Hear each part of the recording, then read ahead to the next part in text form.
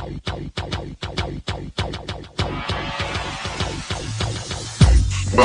to the Odds Breakers, number one place for shared sharp betting information. All right, welcome back to podcast 46 of 2019. I'm your host, Kiev O'Neill. You can follow us on Twitter at The Odds Breakers. Follow me at OBKiev, or follow us on social media /The Odds Breakers. This episode is being brought to you by uwager.lv. For a 100% sign-up bonus, please visit uwager. Use the promo code ODDSBREAKERS. Terms and conditions apply. If you'd like to help us out and sponsor our podcast and website, we'd love to help you out. Please visit theoddsbreakers.com, click shop, and become a premium member. For $17.99 a month, you'll get my plays and premium plays before the line moves. For $2 more, you can have all that and the podcast a little bit early by becoming a patron subscriber. Same link. And if nothing else, please visit theoddsbreakers.com and become a free picks newsletter subscriber. Well, we had a pretty good weekend, my friends. 8-7 overall here, up 3.5 units because we had our biggest plays come in. Coastal Carolina came in. We had our second biggest, I believe, on the LSU over, which took a while because Texas decided to screw around going for it on fourth down and failing twice in the first quarter, which really drove me batty. But obviously, at the end of the game, the game kind of played out the way I thought it was going to play. Hit a couple money line sprinkles. That Coastal Carolina was nice. Had some bad beats. We definitely had some bad beats. The Tennessee versus BYU. Tennessee and BYU were tied at 16 at the end of the game.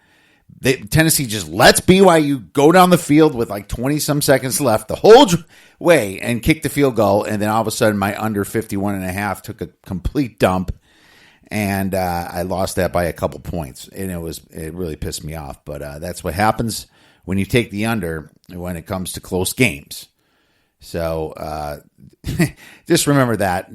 Always a little bit vulnerable to that whenever you take the under. Doesn't mean the over hits all the time, because a lot of times those spreads factor a little bit of that average points per game, yards per play in. NFL was great, 4-2. Did pretty well on the Bills second half. Nailed the Ravens easily. We'll talk a little bit about that. We nailed Steelers first half under 23.5 was a premium play. And the Bears first half under was a premium play. Oh, and the Colts. That's right. We also hit the Colts under as well. So, not under, sorry, Colts plus 6.5, which almost bad beat it itself. But thank God they stopped kicking extra points in overtime. Was pretty happy about that. But overall, great weekend for the Odds Breakers. So hoping for another one. Already have some plays to our premium subscribers. So I first want to start recapping with the NFL week 1 this time. You know, I got to tell you, I was pretty disappointed as a Chicago Bear fan Thursday night, and I'm really glad that I stayed home to watch the game when a lot of people wanted me to go out with them to do it. These big first games, no thanks. No thanks.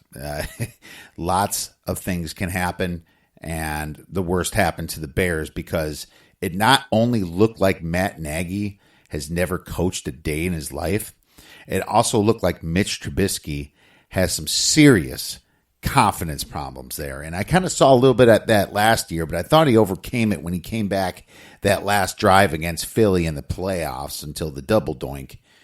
But apparently, Mitch needs to become a leader and start yelling at people. You know, I don't know what he's doing there, staring down receivers. I personally would rather have Mitch put a blindfold on and and throw timing routes rather than stare down the frickin' receiver that you're going to throw the ball to. It's almost like he's never, like he doesn't understand that. The defenses, I don't get it. I don't get what you're doing. Staring down receiver, the safeties follow your eyes. You've seen Tom Brady. He takes safeties off the people he's going to throw. He looks at the person he's not throwing to, then he throws it. You know, players can't help themselves. You know, I'd rather have him just look at his third receiver and then turn and throw it to the correct one. I have no idea how how did that happen? Last year they didn't play in the preseason either, and he started off doing very well in that Packer game that the Bears then eventually lost, though, in the second half of 2018. But this is unprecedented. At this point, he's not a rookie anymore. This is his third year, his second under Nagy. He needs to improve. This is a huge red flag right now of possible he could be a bust. All right. Now, at the same time, the Bears still have a great defense, and I expect them to bounce back after all the criticism that they took next game. But this was just a terrible look for Nagy. And I'll tell you what Nagy did. The end of the game, you're down by 7. You're in your hurry-up offense, and it kind of works. You get down to the 17-yard line. You're past 2 minutes, maybe 2 minutes and 30 seconds. You're down by 7 against Aaron Rodgers. You have 3 timeouts left and a 2-minute warning, which means 4 timeouts. And what do? You stay in hurry-up and rush the hell out of it, eventually throw the pick in the end zone. Why are you in hurry-up offense with 2 minutes left when you know Aaron Rodgers is lurking once you tie the game to drive down to kick a field goal or even a touchdown? But all you needed was a field goal. Just run the clock out on you. What are you going to do? Okay? What was that? That was some of the worst clock management I've ever seen in a big game. I'm screaming at the TV for Matt Nagy to frickin' call timeout or something. Switch it to slow down it. Run the ball. They run the ball 12 total times the whole frickin' game with a guy like Mitch Trubisky. Holy cow. They were so easily read by the Packers. Outcoached by a freshman coach and Matt LaFleur. Idiot. I mean, complete incompetence right there. You know what Mitch Trubisky's second read is? I've seen him check down before, but he just likes to take off with the ball a lot because he stared down that one receiver and people know if he doesn't throw it, he's going to the next one. He's so easily read. He needs to break these terrible habits if he wants to be a good player. And it was simple. Exactly like Traymon Williams said, we're just going to keep Mitch in the pocket and make him throw the ball. Best thing you could do, because Matt Nagy, he just can't help himself. He has to start throwing the ball. He can't stick with the run, and you kind of saw that last year. What the hell are you doing with Montgomery if you can't run the ball? You know, I understand running in the first quarter can be, a little bit brutal, right? The defense is completely rested, they haven't played in a week. But as the game goes on, you have to start running the ball more, even if you're down 3 or 7 points. I understand if you're down 28, you might want to throw it more. But when you're down only 3 points for most of that game, what the hell are you doing? They played literally into the Packers' hands. A huge credit there to Matt LaFleur. I think he did a fantastic job game planning in a game in Chicago, and definitely got to credit Mike Pettine, their defensive coordinator there. All right, well, let's see if the Bears can pull their heads out of their asses, because they have a defense that you do not want to waste. All right, next I want to talk a little bit about the Patriots, because I hate to say this, but they might be the best Patriots team since the Randy Moss team. And they did this all without Watson and Kendricks, their tight ends. I mean, and now Antonio Brown's going to be playing with them, who didn't even play last week. And Brady looks this good. Not saying the Steelers look that good, but they couldn't do anything. I'm not even sure if Antonio Brown or Le'Veon Bell could have helped them, but the Patriots defense looked absolutely amazing. And I'm telling you this. I think the Patriots should be favored to make it to at least the AFC Championship game. And I just seeing this. If I had to pick a Super Bowl team, it's definitely New England Patriots, hands down. I mean, they're just explosive. Tom Brady is just completely accurate. I mean, they're going to a Miami team now that's in shambles. And is this going to be a revenge spot next week? I don't know, because they normally don't play that great in Miami. But after the Miami players were saying that they want be traded because the coaches are tanking this year, that's a huge red flag. And it's you've seen that spread go up. It's already up to 16.5, 17 points. I'm not sure if the Patriots still ain't the right side right there.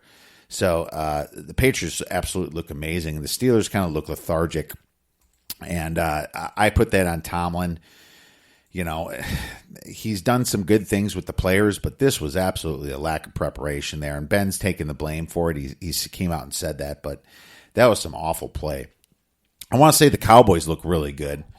It looks like Dak is very motivated to get a new contract, and he proved it. He was pinpoint accuracy, whipping the ball at everybody. Randall Cobb scoring easy, wide open touchdowns. Amari Cooper looks like a better than Julio Jones. As a matter of fact, if you ask me right now who you want, Mario Cooper or Julio Jones, and this is not even an overreaction, because the Falcons' defense sucks. And they're going to be – the defenses are going to be double teaming Julio Jones, okay? I mean, the Falcons look terrible. I would take Amari Cooper personally. I mean, this Cowboy team looks poised, and the Giants' defense looks pretty bad. Now, it's the first game that I think the Giants' defense will get better. But when they lost Landon Collins back there, I definitely think it made a difference. I'll tell you this, whoever bet the Eagles there, or whoever had them in their survivor pools, was pretty thankful for Carson Wentz the second half, because that game started out ugly, being down 17-3 in the beginning. But I just kind of thought that was just a little bit of rust on the Eagles, and they eventually came out of it. I'll tell you this, the Redskins might be a good fade team coming into next week. Seattle was also scared, only beat Cincinnati by 1 point when they were favored by 9. Another survivors pool scare. So you got NFL. It's very tough. These are all professionals here. Cincinnati definitely has their holes, but they really should have won that game on that last drive. That's what I thought anyway. Tennessee, Baker Mayfield. I'm sure Cleveland fans feel just like Chicago fans right now, and it sucks. But this is what happens when you kind of get all showboaty. So, that slamming beers, teams put a target on you. And that's exactly what happened to Cleveland. I hope that they calm down a little bit for their sake and their fans' sake, and start playing some good football, because, every team wants to pick them apart. It's like I said before, it is a lot different going into this league when you're a dog for your whole, last 20 years in most games, and now you're a favorite. So, that's enough of that. Let's quickly recap college here. LSU versus Texas was awesome, but like I said earlier, Texas really blew some chances early. Texas is a good gritty team, and they can keep themselves in games with just Sam Ehlinger.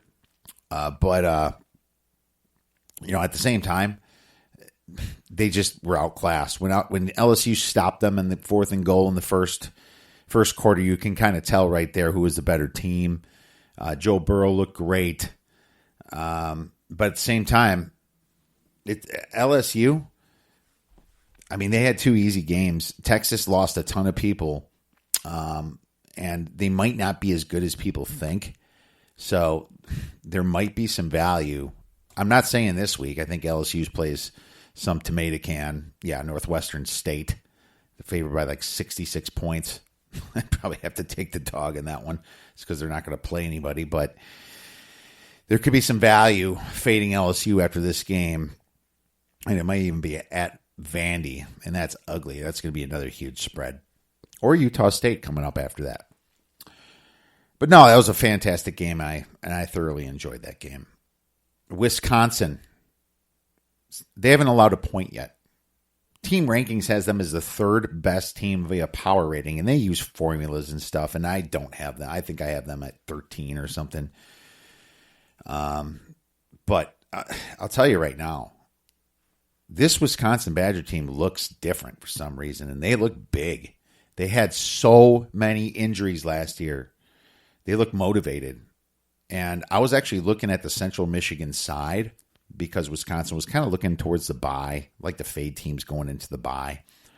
But then I hear that Central Michigan someone lipped off, I think one of their coaches did against Wisconsin, and don't do that. And then all of a sudden Wisconsin just put an absolute hurting on them. They covered the spread in the first half, won 61-0. Wisconsin's the only team to not allow to score.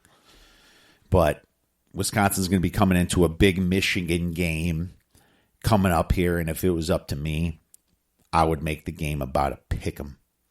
Personally, maybe even a point. Michigan -1 or something, -2. But this was Michigan -6 before the season started, just remember. But don't overreact to Michigan and Army. I did not like what I saw against Michigan in the trenches. The Army pushed them around a little bit, which was crazy to me, but maybe they just had a bad game. These are still some great recruits and great athletes there. Sometimes, you see them save it up because remember, Army did this to Oklahoma last year. They went overtime in Oklahoma. All right. So not the first time this has happened with Army, and you can't really put too much stock into it. Everyone's overreacting to it right now. There actually might be value on Michigan against Wisconsin next week if that happens. If Michigan goes over 3, I'll tell you, as a dog, or even 2-3, I might be a Michigan player, unfortunately. Yeah, it's too bad they look so bad, because Wisconsin would have been a nice side in that game. What's next here? Another big game. Well, Alabama took care of business against against one of the worst teams, New Mexico State, but they were up 38-0 at half, and just like I said, they didn't cover the spread because Nick Saban doesn't like covering spreads for some reason against the children of the poor. I do not know why that is, and it probably pisses off a lot of Alabama bettors. But I had to go with the trend there, and I thought I was beat at halftime. I thought I was like, ugh, it's New Mexico State. Well, Alabama let them score a couple. Let them score 10 points. That's all they needed. Had third string in there. And spread was like 55.5 where it closed. I took it early at 54 and it finished, and then Alabama won by 52. So you see how close that one was. Clemson versus Texas A&M. Texas A&M was very, very fortunate to score that garbage touchdown at the end to cover my spread. And I was very thankful for it, but they were hurt this game. There's a lot of stupid late hits on Trevor Lawrence, just some stupid boneheaded plays. And I wonder if that's just Jimbo Fisher's ego, not instilling the correct disciplines in these players. But if you look at the injury report, Texas A&M is on there pretty substantially. And I know they have an easy game this week. But, they got beat up a little bit that game. So, we'll see what happens coming up into next week. Purdue versus Vandy. I had some great line value on Vandy plus 8.5, went down to 7. And then they had the game for Tyler Trent, that unfortunate huge fan that lost his life to leukemia, I believe it was. And then that's about all she wrote for Vandy because I think the officials were also wearing Purdue hats there. That tends to happen when it comes to big games and dedicated to some a fan like that or a good cause. But, this one, it was so one-sided. I literally had to turn the game off and watch a different game. Glad I did. Purdue also had a get-up spot kind of after that ugly loss that they had in Nevada. And wow, did Oregon handle Nevada, by the way, with scoring 77 points. Oregon got up for that game. But, that was the week. Kansas State looks a lot better than I thought, winning 52-0 at Bowling Green. I know Bowling Green ain't much, but looked pretty good. Georgia Tech beat South Florida 14-10. Big surprise there. And then Colorado, they beat Nebraska because Nebraska choked. It was up 17-0. Colorado came back, and I kind of just I felt like that was going to happen, and this is exactly why I stayed away from this game. Nebraska is still not there. They were winning, and they just didn't know what to do with themselves. That's what happens. That's how people choke. They just kind of they lose their focus mentally, and that's exactly what happened here. Nebraska might be a great team to look at next week, is all I have to say. All right. Well, there you have it. So let's get into our misleading scores of the week. All right. The first misleading score, we have Marshall versus Boise State. Boise State won this game 14-7, but they actually outgained Marshall by 265 yards. All right. That's a lot. At 437 to 172. So that would usually show a much larger difference in score. The turnover margin was the same at 2-2. So literally 437 to 172, you would have thought Boise State would have beat them by a lot more. Might be some value on the next Boise State game. Miami versus North Carolina. Miami outgained North Carolina 488 to 389, but still lost 28 to 25. And do you know why that is?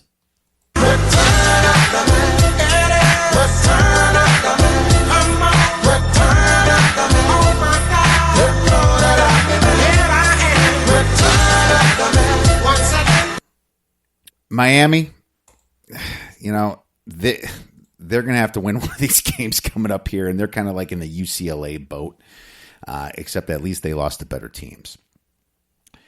Buffalo versus Penn State. Buffalo outgained Penn State 429 to 357, yet lost 45 to 13. That pick six sure as hell did not help them, Buffalo there.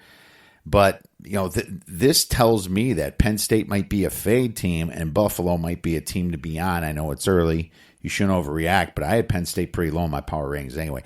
Buffalo, I think they play at Liberty next week, and Penn State hosts Pittsburgh. But this was also another bad beat because Penn State had the game won with like 30 seconds left, and they decided to throw a bomb and score that last touchdown and screwed my over completely. Pretty much almost broke my phone at that point. Texas State versus Wyoming. Texas State outgained Wyoming 444 yards to 293, a 151-yard difference, yet lost 23-14 in an ugly game. Ugly.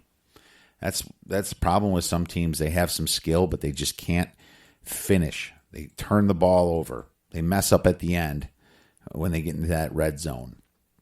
Undisciplined teams. Charlotte versus Appalachian State. Charlotte outgained them 526 to 458, yet lost 56 to 41. Another big discrepancy there. Maybe some value on Charlotte next game against terrible UMass. Army versus Michigan. Michigan outgame Army 340 to 243, yet went to overtime. All right. Some screw ups happened down in the red zone for Michigan, but they outgained them by enough yards to win that game. And literally, thank God for that 50-yard miss. Otherwise, Army would be on the would be celebrating still, and Michigan would be completely devastated because they have national championship aspirations. All right, my friends, let's get into betting spots for next week. And betting spots is being brought to you by betonline.ag for a 50% sign-up bonus. Please visit theoddsbreakers.com/betonline. Click the banner. Terms and conditions apply. Love BetOnline because they have early lines. All right, letdown spots. We have Cal hosting North Texas after Cal beat Washington. Huge win. I think it was like a 20-point spread or something. You know why? You know why I didn't bet this? Because Cal beat them last year. I wasn't sure what to do there. I thought this would be a revenge spot for Washington, but it happened on the other side, which Cal's like, I know I can beat this team. That's the problem with the revenge spots. If sometimes the team just comes in and be like, well, I can't beat anybody else, but I know I can beat this team. Maryland at Temple is a dangerous spot after Maryland beat Syracuse, and I think they lost to Temple last year after they beat Texas. So this is also kind of a revenge spot for Maryland, so probably one I'm going to stay away from. Colorado hosting Air Force after they beat Nebraska. Huge win for Colorado. Now they're going to host Air Force. So we'll see what happens that game and where that line ends up. USC at BYU after USC beat Stanford. Now that's an interesting spot because BYU is also in kind of a letdown after they go overtime and beat Tennessee. Means stay away from me, but gun to the head, I got to take USC there with the talent they have on a low in a small line. I think it's like 4 or 5 or something there. Probably not a game I'm going to get invested in. Get up spots. Western Michigan hosting Georgia State. The Broncos got whooped by Michigan State. Buffalo at Liberty. Buffalo blew that Penn State game. Miami hosting Bethune-Cookman. Miami keeps blowing their chances. They'll probably put one on Bethune-Cookman. Northwestern hosting UNLV. Now, Northwestern blew that Stanford game, so they might beat up UNLV a little bit at home, probably defensively. Cincinnati hosting Miami of Ohio. Cincinnati got shut out by Ohio State and benched their quarterback at the end. Probably wanted to keep him healthy. But this is a big get-up spot after not scoring. Nebraska hosting Northern Illinois is a big get-up spot. Nebraska should be better than what they've been showing. Washington hosting Hawaii. Ooh, feel bad for Hawaii there. Army going to Texas San Antonio is kind of a get-up spot, but at the same time, they blew that big game, so I wonder where the mind's going to be. But this is a service academy.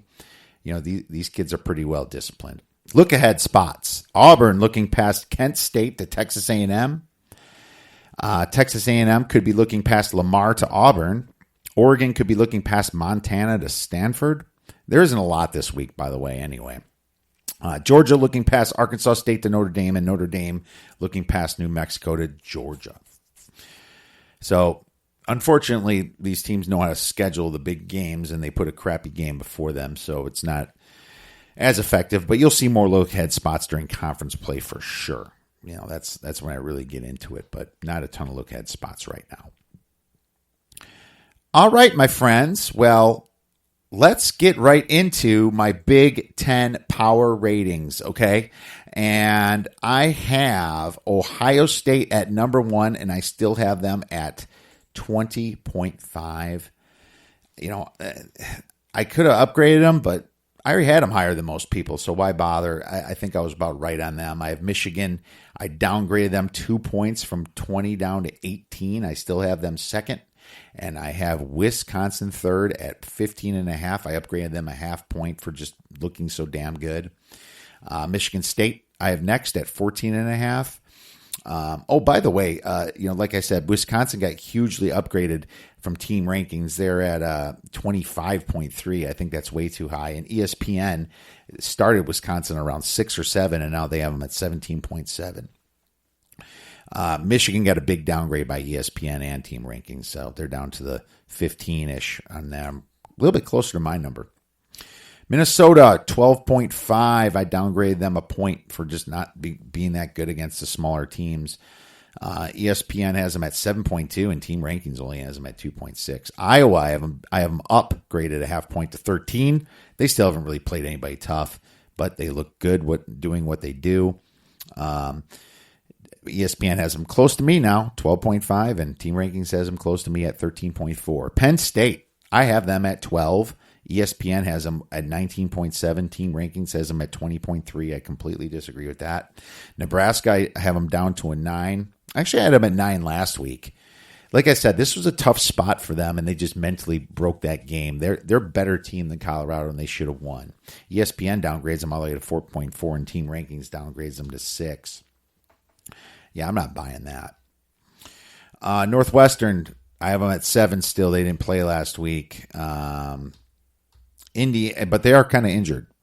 Indiana, 6 I have, and I upgraded them from 5.5 to 6. Big win against a weak team. Maryland, I upgraded from 3 to 5. Man, I had Maryland starting out at 0, and I have them up to 5. It was one of my biggest upgrades, I guess.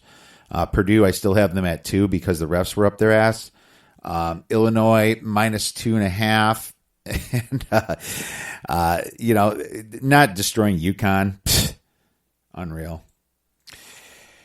Rutgers, minus 7. Yeah, Rutgers, Denny Green, what do you think about Rutgers? But they are who we thought they were. Yeah, exactly. All right, for my free pick, I'm going to give you the biggest game, Iowa versus Iowa State. I took Iowa at plus 1.5 when the lines came out. Now they are favored by 1.5. I like it all the way up to 3. So there is my free pick. Iowa has owned this matchup, and in Ames, it's not even as big of a home field advantage because there is a ton of Iowa fans, obviously, in the same state that go to this game. Iowa has won this, like I said. Iowa State did not look good against Northern Iowa that first game, but at the same time, Iowa has done enough in my power ratings to go higher than Iowa State. As a matter of fact, if I look at where I have Iowa State, it is literally a 3-point difference. So I have Iowa by 3. Yep, that's exactly where I have it. So I think there's value all the way up to 3. 3.2. Okay, I have it at 3.2. So just to let you know. All right, without further ado, let's get into fantasy football with my man, Dean Nasty.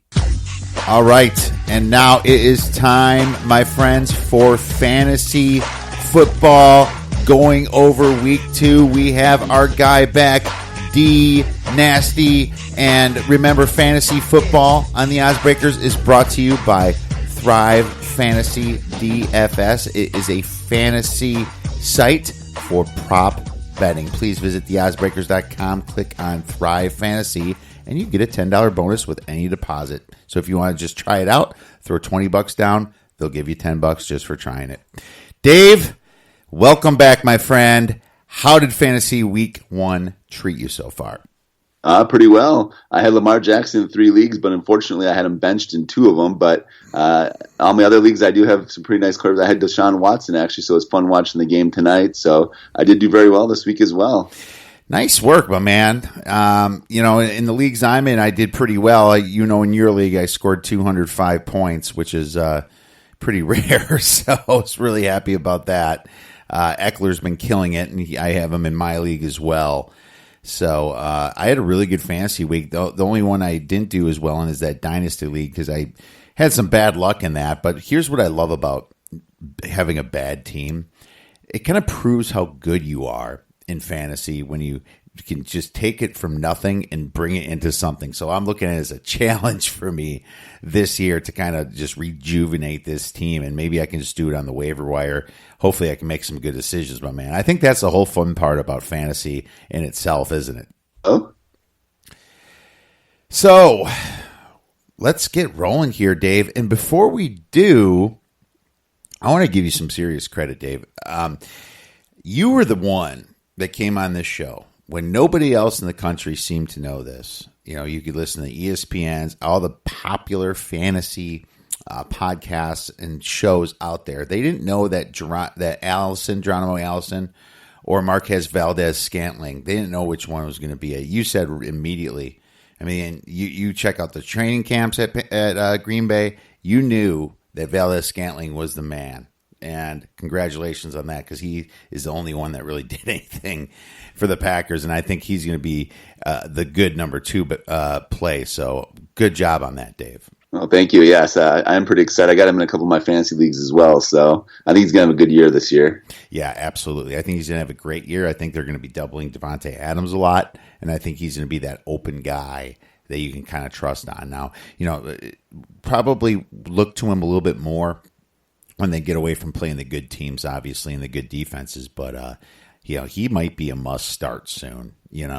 He's pretty much a wide receiver 2 in my eyes. A lot of people had him as a 4 before this week. He's really moved up in my book. So Excellent work there. Thanks. Let's get started, my man. There's been a few injuries out there already in week 1. Why don't you start out with the injuries, and I'll see if I have any that you don't. Sounds good. A couple big key injuries actually this week. Nick Foles fractured his clavicle and possibly broken collarbone. Jaguars placed him on the IR today. They also traded for quarterback Dobbs as well. And then Minshew is going to be starting for them. So that's one of the guy we'll get into on the waiver wire here. But that was a major injury. Tevin Coleman suffered a high ankle sprain. He's going to miss several weeks. So that's going to affect the backfield for the 49ers as well.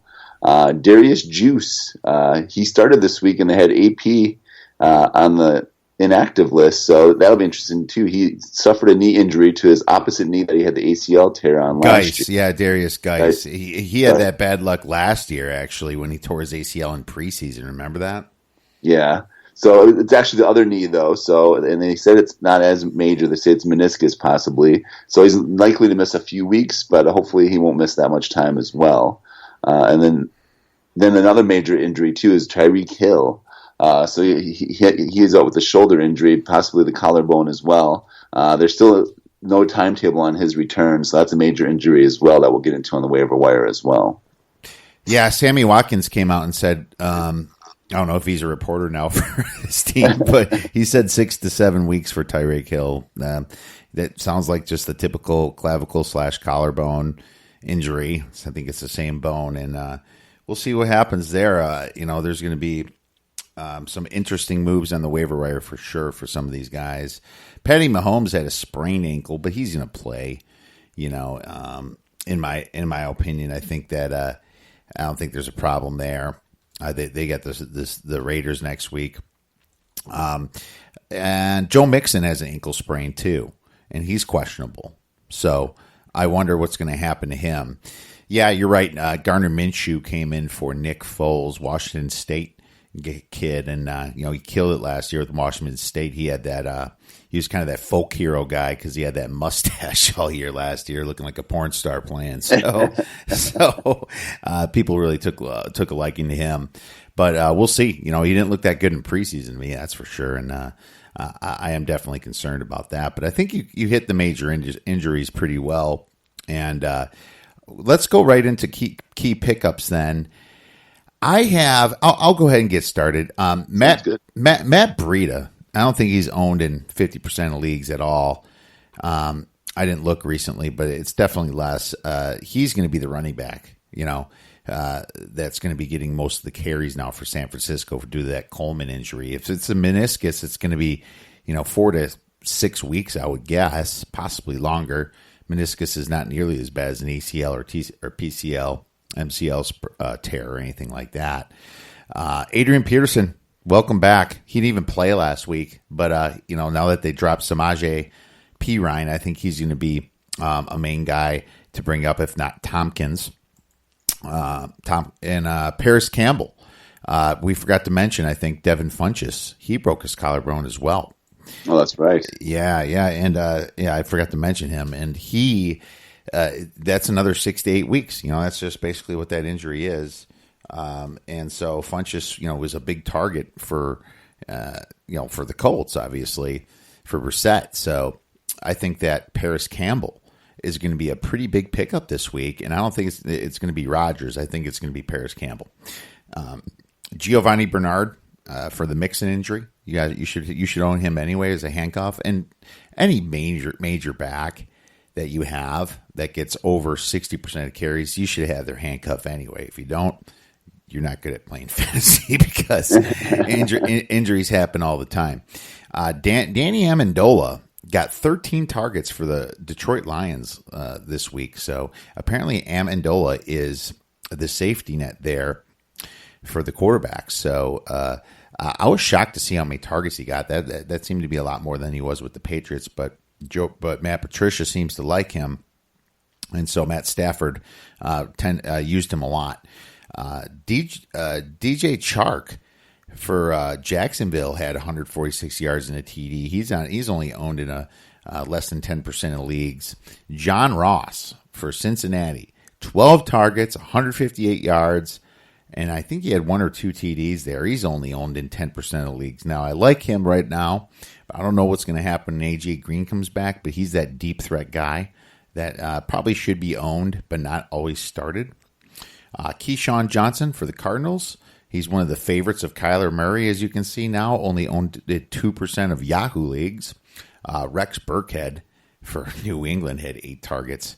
He's screwing up everybody. Sonny Michel must have had a terrible game there because it seemed like it'd be the James White and Rex Burkhead show. But that's that's the Patriots for you. Marquise Brown, wide receiver for Baltimore. Hollywood Brown, 5 targets and 2 TDs. A lot of he's not. I don't think he was quite 50%. So that's when we mentioned when you're not 50%.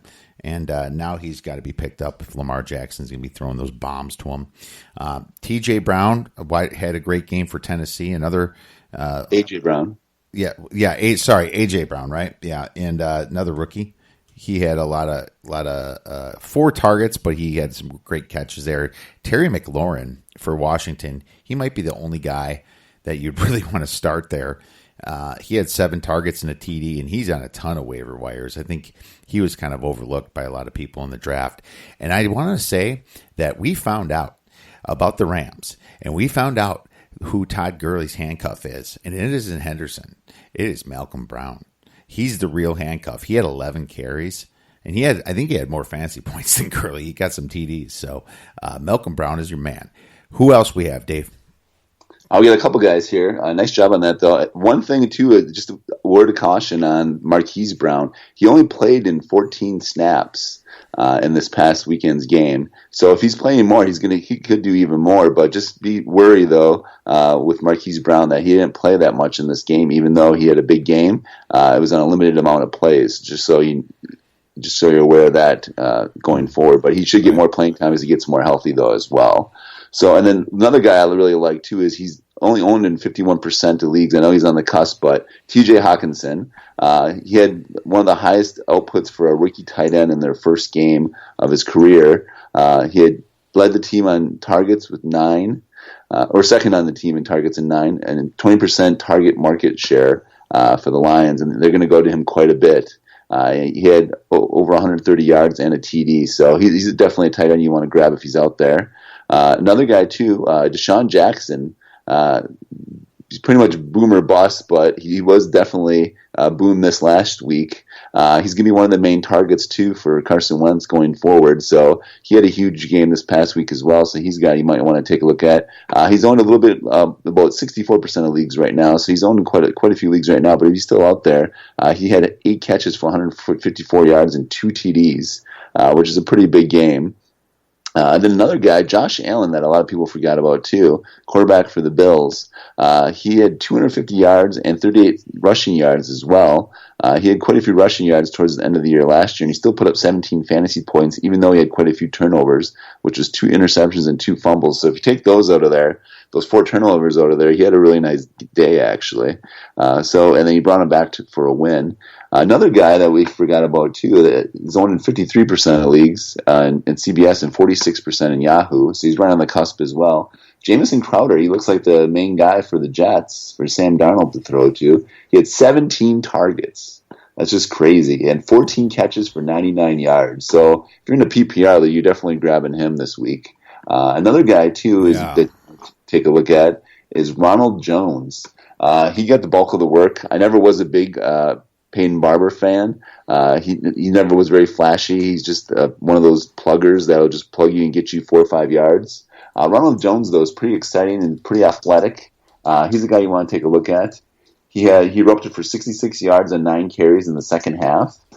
So he could be the guy going forward there. So he's a guy you might want to take a look on. Maybe even add him to your bench if you have a bench spot. But he's definitely a guy you want to take a look at. Another guy, since we're talking about Sam Perine being released and AP coming back, another guy you want to take a look at is Chris Thompson. He reeled in 7 to 10 targets for 68 yards. So in PPR leagues, he's going to be very good. And AP does not catch the ball. That's just something we know about him. So Chris Thompson's going to get a lot of catches still, even with AP playing. So definitely another guy you want to take a look at there. And then the other guy that we're talking about, Minshaw, you definitely want to take a look at Gardner Minshew at quarterback for the Jaguars. He came in, had a very solid day. He's someone you want to take a look at as well if you need a backup quarterback, or if you don't have a good quarterback at all. If you're desperate. Yeah, if you're desperate. But definitely a guy you throw on your bench or in any dynasty leagues, you want to take a look at him too. Even though I know you dropped him in ours, Kiev. So. Well, I dropped him before the game started. I was like, I was thinking, I have in the Dynasty League, I had Tracy McSorley, and I had him. I'm like, who's got a better chance of getting injured, Lamar or Foles? I'm like, well, Lamar runs it, so he's going to get injured. Of course, freaking Murphy's Law hits me about a half an hour later, and Gardner Minshew's now the freaking quarterback for at least 8 weeks. But the truth is, I don't think I ever would have started him over Phillip Rivers or Matt Ryan. I mean, I was looking towards the future for him, so I'm not even going to make a run at him. Somebody's going to throw a few bucks at his way, but the truth is this is Nick Foles' team due to his contract in the next few years, in my opinion. So, I mean, he would have to really suck if Gardner Minshew was going to take over there. So, he was a 22-25 for 275 yards and 2 touchdowns, and he's only owned in 1% of Yahoo leagues right now. So definitely a guy you can take a look at. Yeah, absolutely. And it was against the Chiefs D, though, and it was kind of garbagey time as well. So remember that. There might be a few matchups where you might want to start him, but there's definitely a lot. It's hard to bench one of your top quarterbacks. I mean, even a guy like Lamar Jackson, are you ever going to bench him over for Gardner Minshew? Are you ever going to bench, like, for example, Dak Prescott? Are you going to bench Dak Prescott even in a hard matchup for Gardner Minshew? No. And Dak's a number 12, 13 guy. Well, I think he's kind of upgraded now for how good he did, but in my opinion, it's just really hard to start him. But like for dynasty leagues, when you're desperate, he's absolutely one that you might want to look at. Well, let's move right into players trending up then, Dave, for week 2. And I'll let you start for this one. Well, definitely it's my guy, Lamar Jackson. I was high on him last year. Lamar Jackson's definitely trending up after his 5-touchdown game. And it's not going to get any worse for him as well. They're playing the Cardinals, which didn't look very good this past week, and who went to a tie with the Lions. Kyle Murray showed some signs of life at the end of that game, but definitely Lamar Jackson's definitely a guy that's trending up for me. Another guy we talked about, John Ross III, he was kind of underachieved the last couple years, but with A.J. Green out now, he's got a chance to thrive a little bit. They're playing the 49ers, who doesn't have that great of a D yet either, so I do like that matchup there too for John Ross. The Raiders, actually, my boy Jacobs, Josh Jacobs, is actually having a nice game tonight. And then they play the Chiefs next week, which I like that matchup against the Chiefs defense. So I like Josh Jacobs a lot going into that game as well.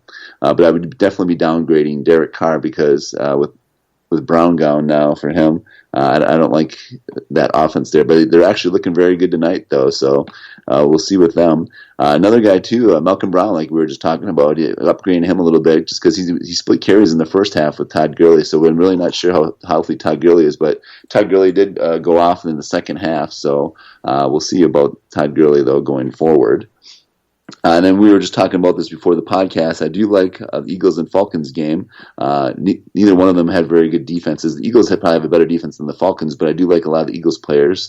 Miles Sanders and Carson Wentz, but definitely Miles Sanders. He did get just as many carries as Jordan Howard did, and Darren Sproles got some carries in there as well, but he was one of the bell cows for him. I know the Eagles are kind of like the Patriots, where they used to like to use all their running backs, but Miles Sanders, I think, could be a guy you want to look at going forward who could break out possibly. Yeah, I actually had some of those, Dave. Nice work there. I had Miles Sanders. He was a big one for me for a breakout player, just because I think that they can run all over this team. In my opinion, I think that there's no way that the Falcons are going to stop them. The only bad thing that could happen is if the Falcons jump the Eagles there, like they were kind of jumped last week, and then you saw Carson Wentz had to beat him with his arm. But I just don't see that happen. I think they're going to come in a little bit more ready now that you saw what happened with the Redskins there. So my players trending up. I agree with you 100%. First of all, you did a great job there. Kerryon Johnson, I think he's going to have a good game against the Chargers because the Chargers linebackers are so injured, and you saw return of the Mac, Mac go in there and kick some butt, and he had a great game against Chargers for the Colts, right? Deion Lewis, he's going to be interesting too because he should be flex worthy playing the Colts, right? After you saw what Eckler did. Definitely. I mean, if you're smart, Vrabel, you play Deion Lewis just as much as you play Henry. Lamar Jackson, 100% agree with. How can you not start him? Let's see if this is not a fluke and the Miami's just that bad.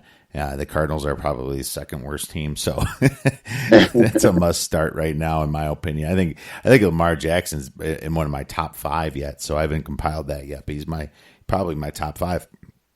Like you said, Miles Sanders, John Ross, Matt Breida against Cincinnati's defense for the Niners. I think they're going to do a lot on the ground there. James White.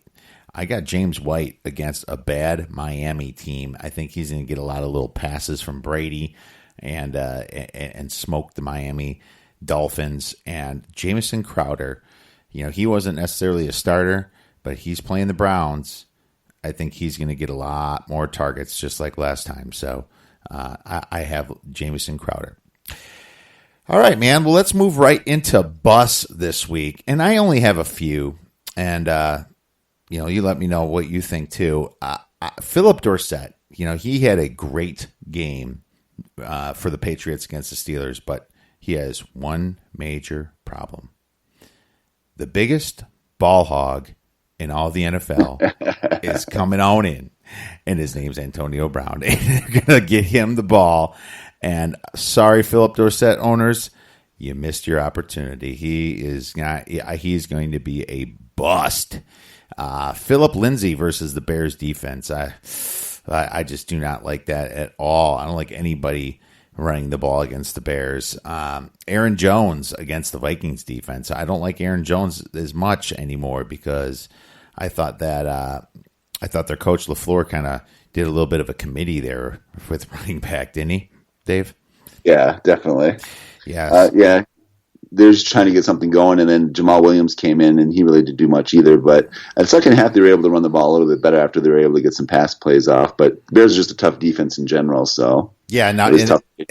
And the Vikings defense isn't a cakewalk either. So no. So I think he's a bust for this week. You can't start him.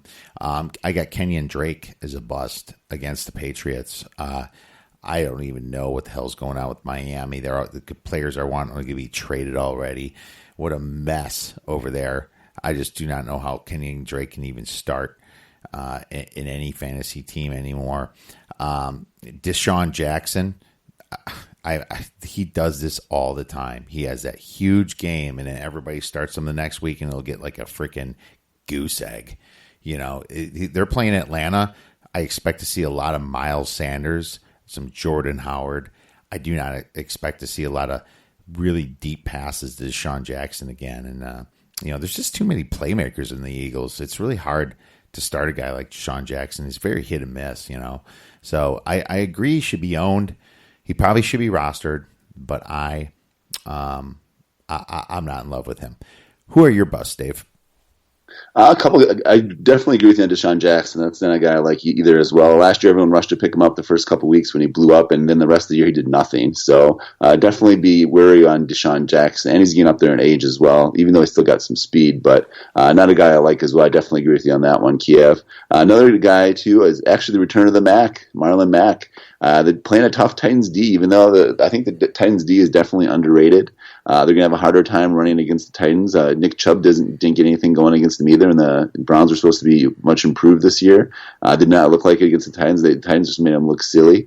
I definitely think Marlon Mack and Jacoby Brissett are going to struggle a little bit against the Titans defense. So those two guys would be busts this week for me. I definitely agree with Philip Dorsett too. He's just like a Deshaun Jackson. He'll have a couple good weeks, but then the rest of the year he's not going to be a no. He's going to be a no-show for you.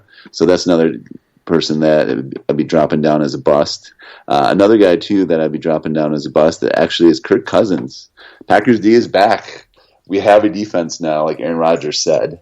So definitely, Kirk Cousins, I don't think is going to play well against the Packers. If you look too at the last game, even the first week of the season, Cousins didn't really have that great of a game. I think he had a little over 100 yards passing. He had 2 touchdowns, but other than that, it was mostly Dalvin Cook and in the running game. So we'll see how they do. Plus, they're playing in Lambeau, so I like that matchup as well. So I'd say Kirk Cousins definitely. I think Dalvin Cook will still have a good game because the Packers still can't stop the run, I don't think, and especially Dalvin Cook. So, but I do downgrade Cousins as a bust. Another 2 guys that I would downgrade as well is Kyler Murray and David Johnson. The Ravens have a much better defense than the Washington Redskins. I don't think the Cardinals are still quite there yet for their offense. I think the Ravens are playing at home in Baltimore, so I would say those 2 are B busts as well. Yeah, and one thing I forgot to talk about was that the Jets are pretty injured. Quinnen Williams, that big nose tackle beast from Atlanta, was in a walking boot, and C.J. Mosley went out as a linebacker. So they're playing the Browns. So now I'm wondering if Nick Chubb's going to finally have a good game, if they're smart enough to run the ball. Because the Browns fell into the same thing as the Bears did last week. They got too pass happy. They didn't control it on the ground, and I agree. They played right into the hands of Tennessee. They knew exactly what they were going to do. So now I wonder if the Browns are going to kind of shape up and play Chubb like they should be. And if that's the case, then he has a great opportunity if Quinnen Williams and C.J. Mosley is out. So be eyeing that up. Well, that moves us into the D Nasty Sleeper of the Week. D Nasty, and I'll go first. Mine is Matt Breida, running back from San Francisco. He's a sleeper play, and I think he's going to be a good one because the Bengals defense is not good. I think what you saw in Seattle was more of the exception and definitely not the rule. I remember how bad they were last year. I like Matt Breida this year, buddy, or this game. I like it. And then another thing, too, in the pickups, too, we forgot to mention Raheem Mostert. He actually is going to get some more carries now, and they liked him last year at the end of the year until he got hurt. So he's a guy you might want to just keep an eye on. You might not want to pick him up this week, but if anything happens to Breida, or if he might actually be splitting carries with Breida this week, so he might cut into some of his carries this week. So he's a guy you might want to take a look at on the waiver wire if you need some running back depth for the bye weeks down the road. But my D-Nasty Sleeper of the Week this week is going to be Devin Singletary. He's a guy I really like in a lot of my leagues. He only had 4 carries for 70 yards, but then later in the game he had quite a few catches. He had 5 catches in the game as well. They did start using him in the second half a lot more than Frank Gore. Frank Gore is just inevitable. He's going to get hurt sooner or later, but definitely Devin Singletary is my D-Nasty Sleeper of the Week this week. Oh, I like it. I like it because the Giants could not stop anybody last week against Dallas. So that's a very interesting play there. Yeah, Devin Singletary, borderline running back too. Definitely a flex play this week. So 100% agree with that, Dave. Well, hey, man, thanks a lot for coming back, man. Fantasy is back. I'm excited. Can't wait to win some leagues this year. And, keep doing a great job. I really appreciate it, bud. Thank you. All right, that was D Nasty. You can tweet him at DNastyFantasy or tweet us at the Oddsbreakers if you have any questions. Thank you so much for listening. Really appreciate everybody out there. Have a great rest of your week and go get some winners.